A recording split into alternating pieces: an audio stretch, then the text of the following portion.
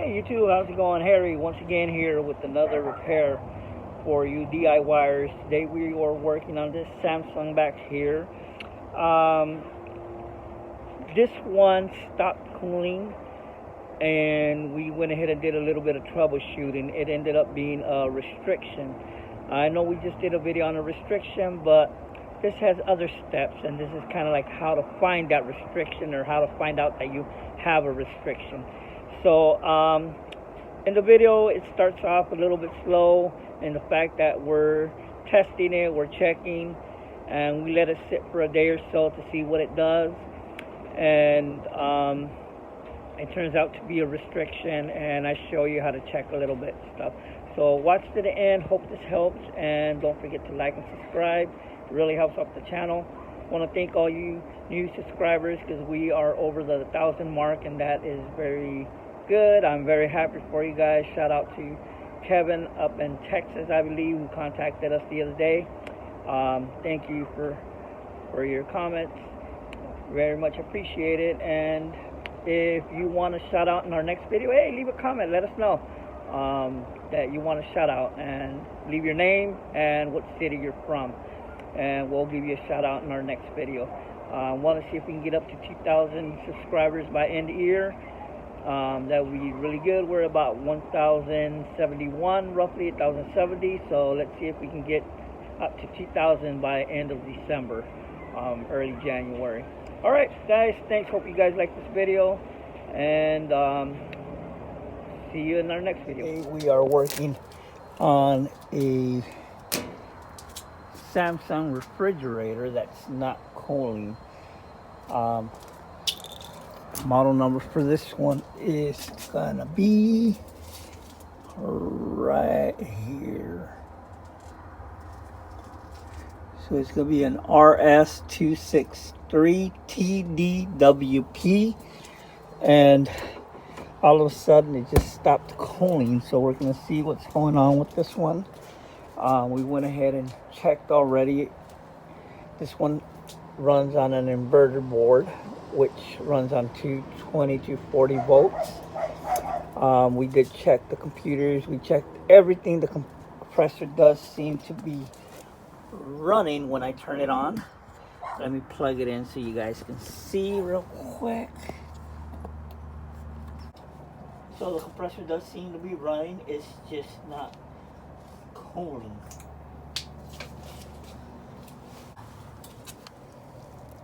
Fan just came on. Compressor just came on. But it just seems really soft, really weak. And we have a solid red light and a solid red light. So it's not giving us any error code that I can see. So what we're going to do today is tap into the compressor and see what the refrigerant charge is, what it's doing. So bear with me. We're going to be doing a line tap, and we'll go from there. Alrighty, so what we're going to be using to tap into this line is going to be a bullet piercing valve, and it comes like this. And we are, or I am going to go ahead and add it to the discharge or suction line port right here. So what you want to do is put the little fitting like this, and it's going to go in like this.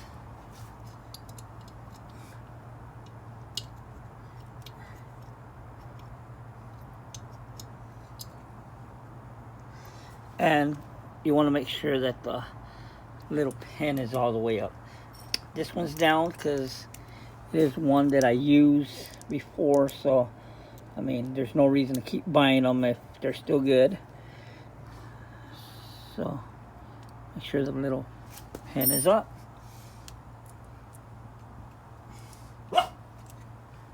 And set it in here.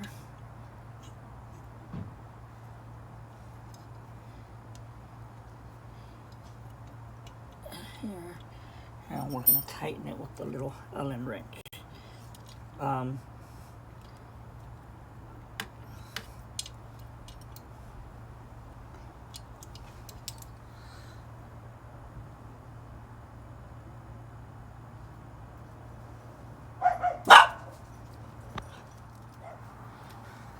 just start it up, put it in here, and just start tightening that up.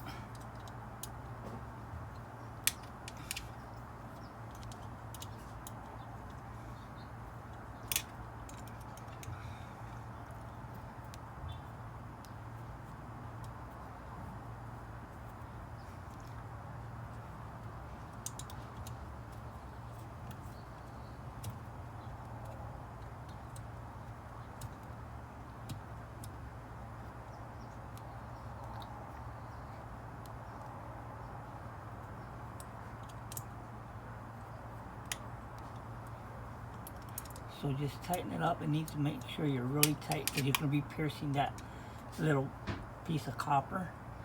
And you don't want it to leak once it's on there because then you're going to lose some refrigerant. And that's basically what we want to do. Make sure that there is refrigerant. It's not low or anything like that. So, and that it's compressing, of course.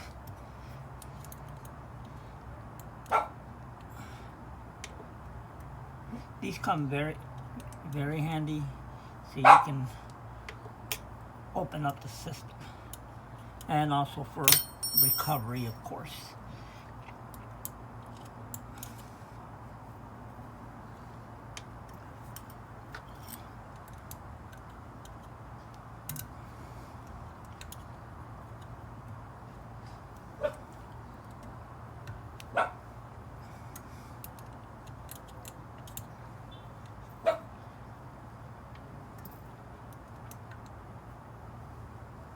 Alrighty, so once you got it in tight like this, what I usually do, just remove the little cap, and at that point I grab my manifold gauges,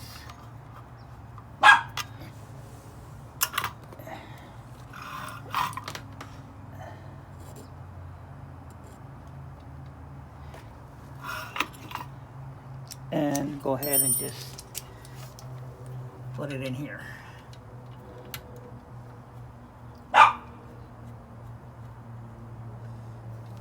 Now we can tap the line. So you're going to go all the way down in the middle one to tap the line as far as you can go.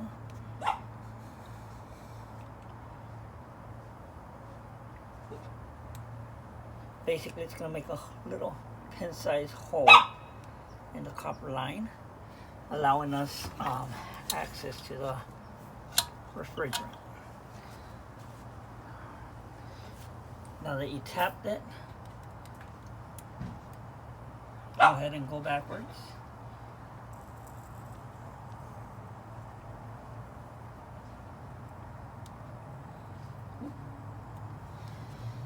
And as you can see, shows that we are in the vacuum in the negative. So at this point, what we want to do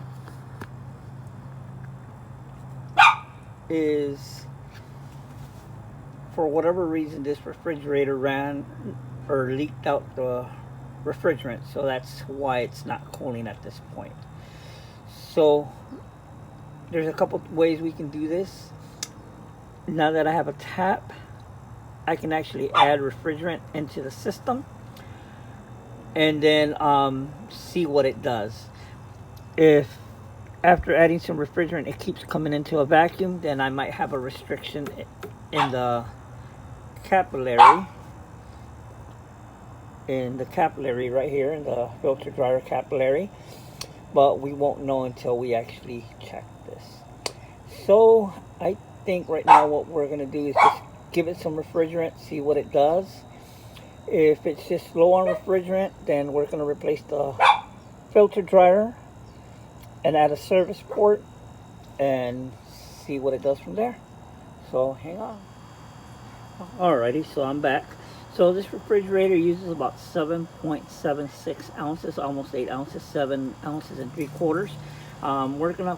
We are not gonna fully charge it because we don't know what's going on. So what I'm gonna do is just add a little bit of refrigerant and see what it does. So we grab our yellow line and I'll put it in our tank.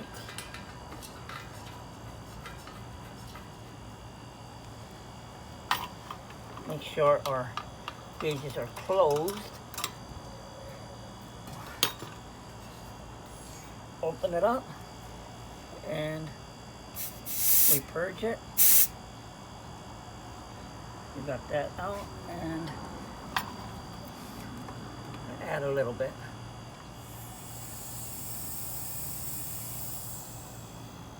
See what it does. Basically, you want it to come out of the negative format. Alrighty, so now added a little bit of refrigerant. We say it's on to 0. We're going to add just a little bit more.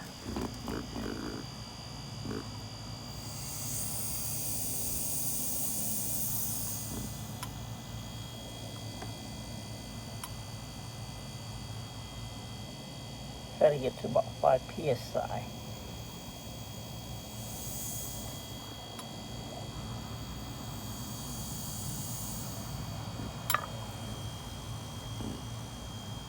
So now we're at the 5 psi.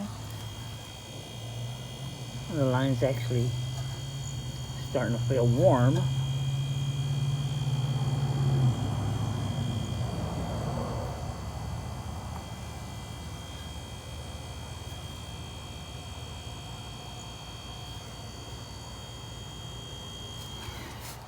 And our thermometer is starting to come down. This is about 59 when I started. It's about 54 degrees right now. And I have this inside the refrigerator, so let's see. So we'll give it a few more minutes and see what's going on. So it seems to be cooling. Like I said, this line now starts to feel warmish, hottish.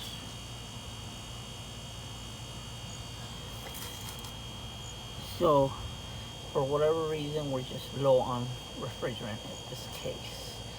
We'll keep checking the temperature in a bit and show you, but I can hear the different sound of the compressor the way it sounds right now. So I can definitely know that's working right now.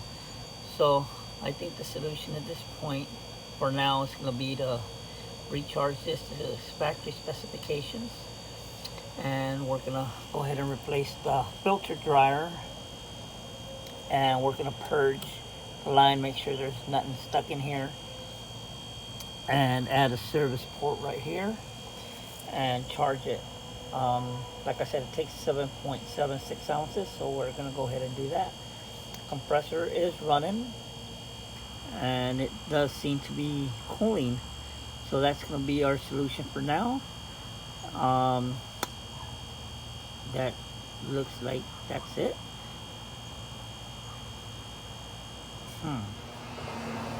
Alrighty, so we're working on this Samsung refrigerator that we've been working on, and it did drop the temperature to about 44 degrees with the refrigerant that we added, but it never froze. You know, the freezer never froze. You can see the mist on here, and it's kind of cold, but it just never froze. So we went ahead and recovered the refrigerant, and what we did, once we recovered it, we went ahead and cut the capillary right here. Okay, so what happens is the air that's left blows out of here, but it goes into a vacuum because this capillary tube is restricted. You can see our gauges went back down into a 0 or negative 30 almost, so it's almost in a perfect vacuum at this point. So for example, if I was to add any refrigerant, it would go back into the positive, but it goes back into the negative after it discharges it from here before the evaporator. So what we're going to do today, we're going to try to unclog this right here. And to do that, I'm going to show you, we're going to braze a new filter dryer here, and we're going to use it to blow nitrogen through here and get it out that way. So let's see, let me show you. Worst case scenario, we're going to have to replace the capillary tube and just drill into here and replace it. But that's a little bit more work. So let's do this real quick. Let me get our stuff together and we'll go from there. Right, so I unplugged it a little bit and plugged it back in so you guys can see. See, this is the air that I accumulated from a couple minutes. And it's supposed to be sucking in out of here. And it's not. So I have a restriction or partial restriction in here. So what we're going to do is I'm going to put a filter dryer with the port on it, and we're going to braze it right in here. But we're not going to cut off this side just yet, so that we have an access port so we can blow nitrogen in through here. And we're going to open up here because we're going to need to put in a service port anyways. And this is where we're going to charge, but we're going to leave it open for now so that the air that or nitrogen that I blow in through here has a way to come out through here. All right, so give me a few minutes. Let me show you what it looks like when we braze it. Alrighty, so we went ahead and brazed, like we said, the filter dryer right here. We didn't cut this off, so it hasn't taken this one off. I put the high side here, and we start blowing through the high side on the red one because it gives us a more accurate reading right here of how much pressure you're putting it in. And right now, I don't know if you can hear it. Starting to come out now.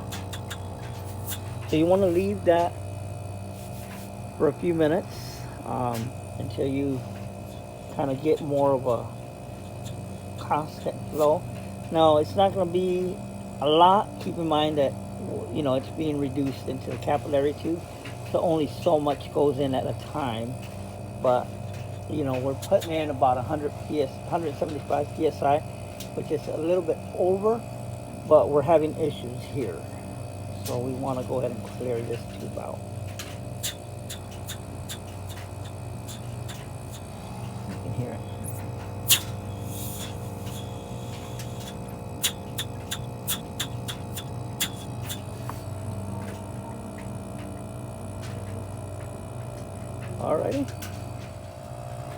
Alrighty, so now we have, like we said, our filter dryer, and we have our service port in. And